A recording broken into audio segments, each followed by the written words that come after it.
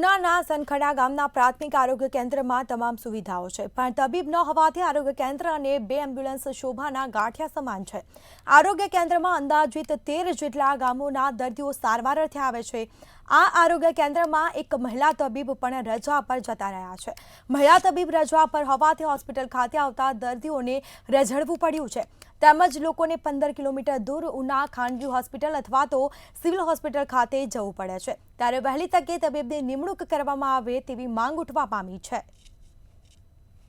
કેટલાય ટાઈમથી એવું ચાલી રહ્યું છે કે એની બધી જે કાંઈ વસ્તી છે તે બધાને દવા ટ્રીટમેન્ટ લેવી હોય છે તો ઉના ધક્કા ખાવા પડે છે અને પ્રાઇવેટનો સહારો લેવો છે। સુવિધા ઘણી બધી છે પણ ડૉક્ટરના હિસાબે કોઈ પણ સુવિધાનો યોગ્ય ઉપયોગ થતો નથી।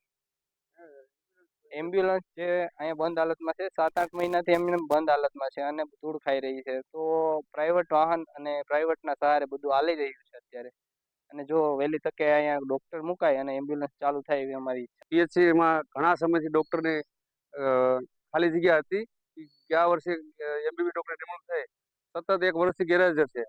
આ હાજર થઈ રજા પર વધી જાય। આ એમ્બ્યુલન્સ બાબતે ઘણા ટાઈમ જિલ્લા આરોગ્ય અધિકારી સાથે વાત કરી એમ્બ્યુલન્સ ચાલુ કરવા કીધું હતું કે અમે થઈ જાય, તો હજી આજ દિન સુધી ચાલુ નથી એમ્બ્યુલન્સ। હું અહીંયા ડૉક્ટર પાસે દવાખાને આવેલો છું, મારી તબિયત નથી સારી, અહીંયા કોઈ ડૉક્ટર નથી, હવે શું કરવાનું? ડૉક્ટર છે નહીં અહીંયા હાજર। કેટલા સમયથી ડૉક્ટર નથી? ડૉક્ટરનો તો ઝાઝો ટાઈમ થઈ ગયો, ડૉક્ટર છે જ નહીં અહીંયા। તો હવે ત્યાં ડૉક્ટર નથી તો તમે ક્યાં બતાવો છો? હવે તો પછી અહીંયા નથી તો પછી ઉના જ જવું પડે ને બતાવવા। કેટલા કિલોમીટર? ઉના અહીંથી 15 કિલોમીટર થાય છે। તમારી માંગ શું છે? મારી માંગ એમ છે કે ડૉક્ટરને અહીંયા બોલાવો, કોઈ બી ડૉક્ટર સારો આ વ્યવસ્થિત આ બોલાવો, વાત કરો, માંગણી છે અમારી। અત્રેની કચેરીથી અને જિલ્લા કક્ષાએથી મળેલ સૂચના મુજબ માનનીય મુખ્ય જિલ્લા આરોગ્ય અધિકારી સાહેબશ્રીના આદેશ અનુસાર કે જે સુધી મેડિકલ ઓફિસર MBBS એ હાજર ન થાય ત્યાં સુધી અન્ય ડૉક્ટરના મારફતે ત્યાંની આરોગ્યલક્ષી સેવાઓ ખોરવાય નહીં તે માટેની વ્યવસ્થા અત્રેની કચેરીથી કરવામાં આવે છે। જે અન્વયે ત્યાં આગળ આયુષ ડૉક્ટરને બીજા OPD માટે અને રૂટીન કામગીરી માટેનો ચાર્જ કરવામાં આવેલો છે।